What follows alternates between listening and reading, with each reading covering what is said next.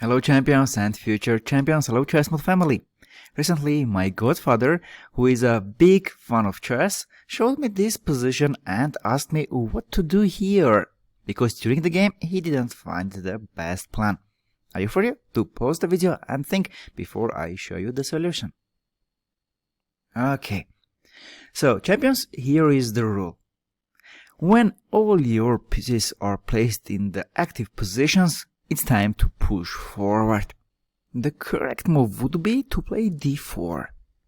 Prepare queen d5, attacking the g2 and a2 pawn. Let's say white plays king b1. So I want to show you the strategical idea of d4 move, so we will not bother with such pawns like g4. We can play here queen b5. The next move, prepare rook d5, rook h d8. Then whether knight b4, queen a4, or a5, a4. Look, our pieces became very active and we started attack on the king. After queen b5, we have another option to develop our pieces, which is rook h6. And then somewhere move the knight and rook can come to b6 or a6. This idea you might have seen in the course Happy Pieces, when we looked at the rook lift through second or through third ranks. After a d4, instead of playing queen d5, it's also possible to play queen e6, then rook d5, rook b5. So you can see that after pushing d4, our pieces becomes very active. Similar idea black could do in the same game a little bit later. It was black to move, and again my godfather didn't know what to do. I bet at this point you know the answer. All our pieces are doing very well. The knight on f5, the knight on c6, rook on e5. We need to do something with the rook on d8 and the queen on d7. So here is everything ready to push forward on the king and play d4. The next move we can play queen f7. You can see that queen on f7 attacks the a2 pawn, at the same time stares at the opponent's weak pawn on h5. Let's say white plays king b1, here there are different ways to attack. It can be rook b5, knight b4, it can be a5, knight b4, and so on. So again here, everything was ready to push forward. By the way, there is one more reason why d4 move is very logical. Here, white has double pawns, and one of our plans might be to attack these pawns. And another thing is, if we have pawn majority in the queen side, 4 against 3, and here where we are strong. And where we are strong, we want to start the game there. The same idea we have seen earlier, d4 is logical with the same reason as well.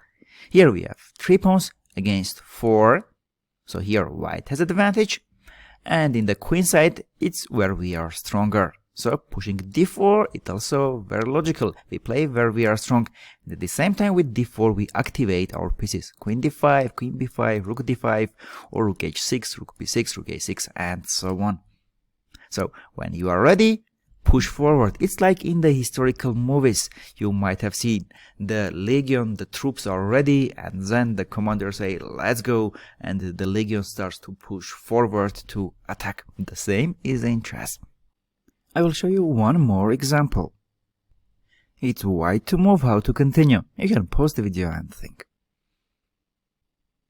Okay, here all our pieces are doing not a bad job, and it's time to push forward and attack the king. The correct move here would be to play e5. Attack the queen and prepare knight e4, knight f6, starting attack. When we are going to use also the rooks on f-line. And for example, after queen d7, knight e4, we want to play knight f6. If black plays king h8, after knight f6, queen e7, our queen also can join the attack. From where? What is the killer maneuver? Okay, if said queen c1 or queen d2, you are correct. In both moves, you are going to take the queen to h6 and then mate opponent. After knight d4, if black plays knight d5, taking care of f6 square, anyway, queen d2 is very strong. Then queen h6 and knight g5 with the killer attack. So here everything was ready to push forward. e5, knight e4, knight f6, the queen joins the attack. It's gonna be very hard to stop it. Okay, champions. So remember this lesson. If everything is ready, push forward. And by the way, this concept works also in the endgames. It's black to move, how to continue. This is gonna be your homework, and you can post your answers in the comments section. I'm looking forward to seeing you during the next daily lessons with Grandmasters, and I hoped you loved the favorite lesson of my Godfather.